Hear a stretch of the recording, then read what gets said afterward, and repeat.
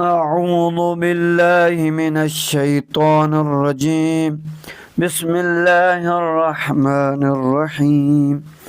وما أمروا إلا ليعبدوا الله مخلصين له الدين حنفاء ويقيموا الصلاة ويؤتوا الزكاة وذلك دين القيمة.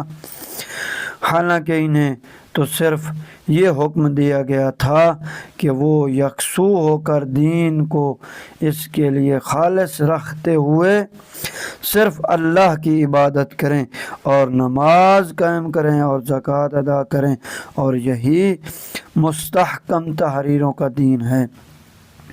تفسیر آیات یہ ہے کہ وما امروا الا لیعبدوا اللہ، جب کہ ان اہل کتاب کو ان کی کتابوں اور شریعت میں صرف اللہ کی عبادت کرنے کا حکم دیا گیا تھا، مخلصین یعنی شرک کی آمیزش کے بغیر خالص عبادت، حنفاء یعنی یکسو ہو کر، یعنی صرف اللہ کی طرف متوجہ ہو کر عبادت کرنے کا حکم دیا گیا تھا۔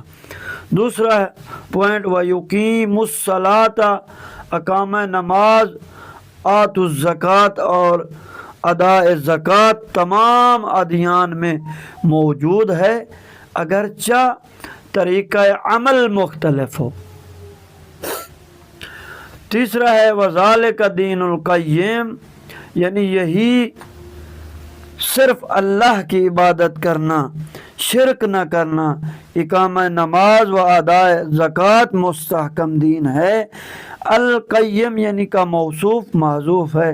یہ نحوی بحث ہے کہ بعض کہتے ہیں کہ ذالک دین القیم، ذالک دین الکتاب القیم، کہ بعض یہ مستحکم تحریروں کا دین ہے، بعض دیگر کہتے ہیں کہ الملت القیمہ یعنی ایک مستحکم ملت کا دین ہے۔ والسلام ورحمۃ اللہ وبرکاتہ۔ اللہم صلی علی محمد۔